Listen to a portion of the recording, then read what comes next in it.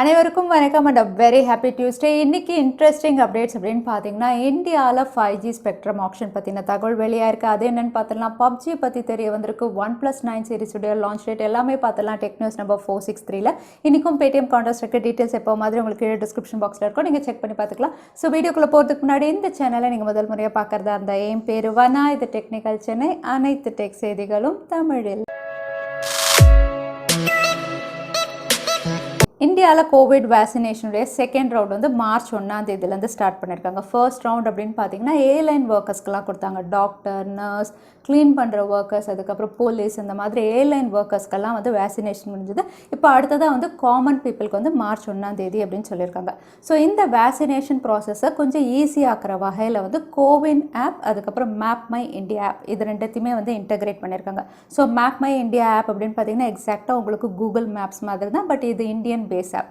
இது ரெண்டுத்தையுமே இன்டகிரேட் பண்ணியிருக்கிறதுக்கான காரணம் அப்படின்னு பார்த்தீங்கன்னா வந்து யாரெல்லாம் வந்து கோவிட் வேக்சினேஷன் சென்டர் எங்கே இருக்குது அப்படின்னு தெரிஞ்சுக்கணுன்னா ஜஸ்ட் MapmyIndiaவில் போய்ட்டு உங்களுடைய பின்கோட் டைப் பண்ணிவிட்டு சர்ச் வேக்சினேஷன் சென்டர் நீங்கள் கொடுத்தா போதும், ஆட்டோமேட்டிக்காக உங்களுக்கு நியர்பை வேக்சினேஷன் சென்டர் எல்லாம் காட்டும். ஸோ தட் நீங்கள் ஈஸியாக டைரக்ஷன் போட்டு நீங்கள் அங்கே போய் வந்து வேக்சினேஷன் போட்டுக்கலாம். ஸோ ப்ராசஸ் ஈஸியாக பண்ணுறதுக்காக வந்து கோவின் ஆப், அதுக்கப்புறம் MapmyIndia வந்து இன்டகிரேட் பண்ணியிருக்காங்க. ஸோ நீங்கள் ஒரு வேளை வேக்சினேஷன் போட்டுக்கணுன்னா இந்த ஆப்ஸ் நீங்கள் டவுன்லோட் பண்ணி செக் பண்ணி பார்த்துக்கலாம். அதோட நம்ம சப்ஸ்கிரைபர்ஸ் யாராவது இது வரைக்கும் கோவிட் வேக்சினேஷன் போட்டிருக்கீங்களா, எப்படி இருந்தது, எக்ஸ்பீரியன்ஸ் எப்படி இருந்தது, தவறாமல் கமெண்ட்டில் ஷேர் பண்ணுங்கள், மற்றவங்களுக்கு யூஸ்ஃபுல்லாக இருக்கும். PUBGயோடைய நியூ ஸ்டேட்டுக்கான ப்ரீ ரெஜிஸ்ட்ரேஷன் அப்படின்னு பார்த்தீங்கன்னா குளோபலாக நிறைய இடங்கள்ல அவைலபிளாக இருக்குது. பட் இந்தியா அப்படின்னு பார்த்தீங்கன்னா ப்ரீ ரெஜிஸ்ட்ரேஷன்ஸே அவைலபிளாக இல்லை.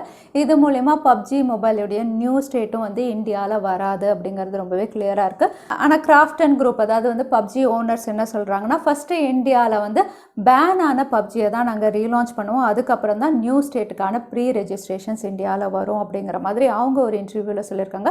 பட் இந்தியன் கவர்மெண்ட் அப்படின்னு பார்த்தீங்கன்னா இப்போவுமே PUBG வந்து ஒரு வயலண்ட்டான கேம், ரொம்பவே டேஞ்சரஸான கேம், இது இந்தியாவில் வரதுக்கான வாய்ப்பு இல்லை அப்படின்னு ரொம்பவே தெளிவாக சொல்லியிருக்காங்க. ஸோ இந்தியாவில் PUBG கம்பேக் பண்ணுறதோ இல்லை நியூ ஸ்டேட் வர்றதுக்கான வாய்ப்பு ரொம்பவே கம்மியாக இருக்குது அப்படிங்கிற மாதிரி தான் தெரியுது. அது மட்டும் இல்லை, PUBG அன்பேன் ஆகுமா, திரும்ப வருமா வராதான்னு நம்ம டிஸ்கஸ் பண்ணிட்டு இருக்க இந்த நேரத்தில் வந்து கால் ஆஃப் டியூட்டியை வந்து குளோபலாக பேன் ஆகிற அளவுக்கு ஒரு பெரிய மர்டர் நடந்திருக்கு அப்படின்னு சொல்லலாம். கால் ஆஃப் டியூட்டியும் வந்து PUBG மாதிரி ரொம்பவே பாப்புலரான கேம்.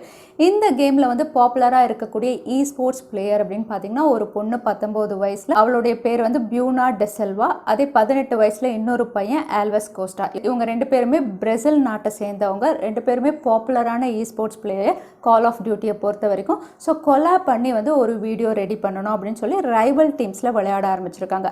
ஜஸ்ட் விளையாடிட்டே இருக்கும்போது வந்து அந்த 18 வயசு பையன் வந்து அந்த பொண்ணை வந்து கத்தி வச்சு திரும்ப திரும்ப திரும்ப ஸ்டாப் பண்ணி வந்து கொலை பண்ணியிருக்கான். இன்னும் சொல்ல போனால் அதை ரெக்கார்ட் பண்ணி வாட்ஸ்அப்பில் அவன் ஃப்ரெண்ட்ஸோடையும் ஷேர் பண்ணியிருக்கான். இந்த மாதிரி என்னுடைய ரைவலை வந்து நான் கொலை பண்ணிட்டேன் அப்படிங்கிற மாதிரி.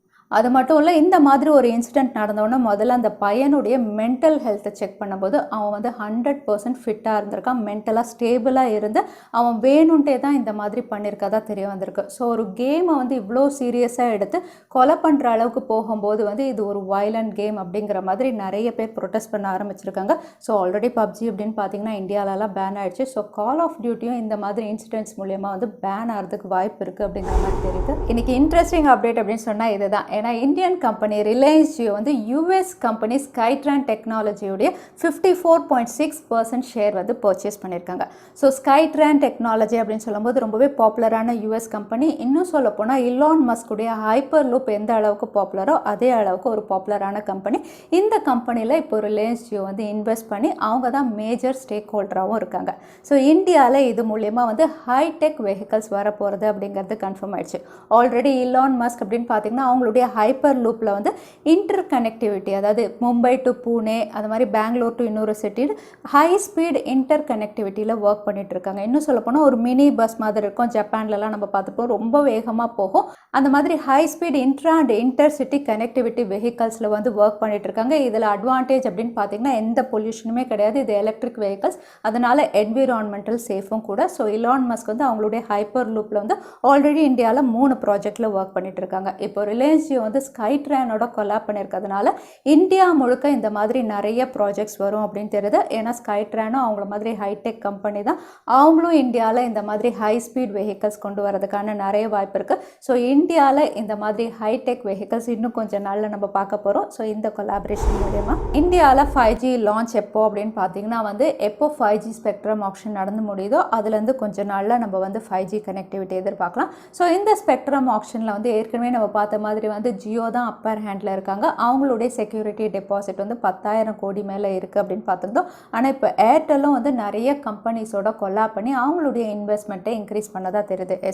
ஜியோ அளவுக்கு ஏர்டெல்லும் வந்து அவங்களுடைய ஸ்பெக்ட்ரம் இன்வெஸ்ட்மெண்ட்டை வந்து அதிகப்படுத்தி ஜியோ அளவுக்கு அவங்களும் வந்து ஸ்பெக்ட்ரம் ஆக்ஷனில் வந்து பெஸ்ட்டாக பார்ட்டிசிபேட் பண்ண போகிற மாதிரி தெரியுது. ஸோ இந்தியாவில் ஸ்பெக்ட்ரம் ஆக்ஷன் அப்படின்னு பார்த்தீங்கன்னா வந்து அப்பர் ஹேண்டாக இருக்க போகிற டெலிகாம் ஆப்ரேட்டர்ஸ் வந்து ஜியோ அண்ட் ஏர்டெல் அப்படிங்கிற மாதிரி ஆல்மோஸ்ட் கன்ஃபார்ம் ஆயிருக்கு. ஸ்மார்ட் ஃபோன்ஸில் கேமரா சென்சார்ஸ் அப்படின்னு பார்த்தீங்கன்னா ஒரு காலத்தில் 5 மெகா பிக்சலில் சிங்கிள் கேமரா ரியர் சைடில் இருந்தாவே பெரிய விஷயமா இருக்கும். ஃப்ரண்ட்லலாம் 0.5 மெகா பிக்சல் சென்சார்ஸ் தான் எல்லாருமே யூஸ் பண்ணிட்டு இருந்தோம்.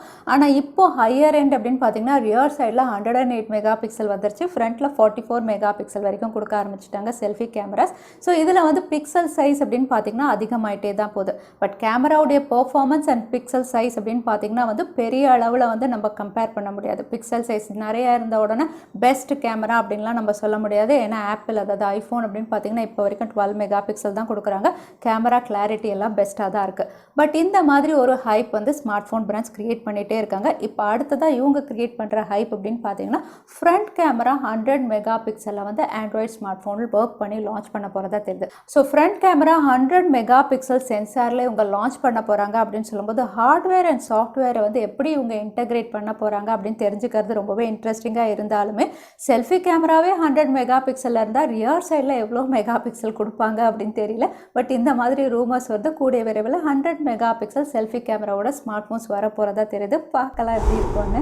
கூகுள் ஃபோல்டபிள் ஸ்மார்ட் ஃபோன்ஸில் ஒர்க் பண்ணிட்டு இருக்கா ஏற்கனவே நம்ம பார்த்துருக்கோம். அதுவும் சாம்சங் உடைய ஓலெட் டிஸ்பிளேல தான் இவங்களுடைய ஃபோல்டபிள் ஸ்மார்ட் ஃபோன் வரப்போகுது. இதோட டிஸ்பிளே சைஸ் அப்படின்னு பார்த்தீங்கன்னா 7.0 இன்ச்சஸில் இவங்க லான்ச் பண்ணலாம் அப்படிங்கிற மாதிரி ஆல்ரெடி இந்த விஷயங்கள்லாம் பார்த்துருந்தோம். இப்போ வந்து இந்த ஸ்மார்ட் ஃபோனுடைய மானிக்கர் அதாவது பேர் வந்து ரிவீலாக இருக்குது. ஒன்று கோட் நேம் அதுக்கப்புறம் மானிக்கர் ரெண்டுமே ரிவீலாக இருக்குது. கோட் நேம் அப்படின்னு பார்த்தீங்கன்னா பாஸ்போர்ட். இதுக்கு கீழே தான் வந்து கூகுளுடைய ஃபோல்டபிள் ஸ்மார்ட் ஃபோன்ஸில் இவங்க ஒர்க் பண்ணிட்டு இருக்காங்க. மானிக்கர் அப்படின்னு பார்த்தீங்கன்னா கூகுள் எக்ஸி இந்த பேரில் இது லான்ச் ஆகலாம் அப்படிங்கிற மாதிரி தெரியுது.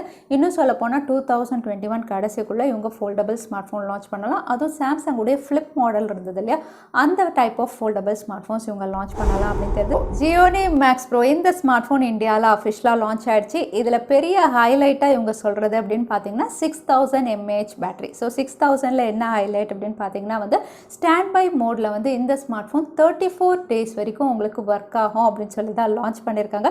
ஸோ 6000 mAh பேட்டரியோட 34 டேஸ்க்கு வந்து உங்களுக்கு ஸ்டாண்ட் பை மோட் அப்படிங்கிற ஒரு பெரிய ஹைலைட்டிங் ஃபீச்சரோட இவங்க லான்ச் பண்ணியிருக்காங்க. இதோட விலை அப்படின்னு பார்த்தீங்கன்னா 6,999 ரூபாய்க்கு லான்ச் பண்ணியிருக்காங்க. மற்ற ஸ்பெசிஃபிகேஷன் அப்படின்னு பார்க்கும்போது HD டிஸ்பிளே கொடுத்துருக்காங்க. சிப்செட் அப்படின்னு பார்த்தீங்கன்னா ஸ்பெக்ட்ரம் 9863A ப்ராசஸரோட கொடுத்துருக்காங்க. Twelve camera 13 mega pixel primary sensor, ஃப்ரண்ட்டில் 8 மெகா பிக்சலோட இந்த ஸ்பெசிஃபிகேஷனோட இந்தியாவில் லான்ச் ஆயிடுச்சு. இதோட ஃபர்ஸ்ட் சேல் அப்படின்னு பார்த்தீங்கன்னா March 8 அன்னைக்கு உங்களுக்கு ஃப்ளிப்கார்ட்டில் அவைலபிளாக இருக்கும். சாம்சங்குடைய M12 இந்தியாவில் March 11 அன்னைக்கு லான்ச் ஆக போகிறத ஆல்ரெடி பார்த்துருந்தோம். இப்போ இதோட லேண்டிங் பேஜ் அப்படின்னு பார்த்தீங்கன்னா அமேசானில் லிஸ்டிங்காக இருக்குது. ஸோ இந்த ஸ்மார்ட் ஃபோன் நமக்கு அமேசானில் அவைலபிளாக இருக்கும் அப்படின்னு கன்ஃபார்ம் ஆயிடுச்சு. ஸோ சாம்சங்குடைய M சீரிஸ் அப்படின்னு சொன்னாவே வந்து மேசிவ் பேட்டரி தான். இதுவும் 6000 mAh பேட்டரி கூடவே எக்ஸினோஸ் உடைய 850 இந்த சிப்செட்டோட கொடுக்குறாங்க. அதே கேமரா அப்படின்னு பார்த்தீங்கன்னா 48 மெகா பிக்சல் குவாட் கேமரா, ஃப்ரண்ட்டில் 8 mega pixel out of the box Android 11ஓட ஒரு decent budget category smart phone Samsung உடைய M12 இந்தியாவில் அஃபிஷியலாக March 11 அன்னைக்கு. OnePlus உடைய 9 சீரிஸ் அதாவது ஃப்ளாக்ஷிப் சீரிஸில் ஒர்க் பண்ணிட்டு இருக்காங்க. ஏற்கனவே பார்த்தோம். இது இந்தியாவில் மார்ச்க்குள்ளே லான்ச் ஆகிடும். லான்ச் இவெண்ட்டில் அப்படின்னு பார்த்தீங்கன்னா 3 ஸ்மார்ட் ஃபோன் அதுக்கப்புறம் ஒரு வாட்ச் இவங்க லான்ச் பண்ணுவாங்க அப்படிங்கிற மாதிரி ஆல்ரெடி நம்ம பார்த்துருந்தோம்.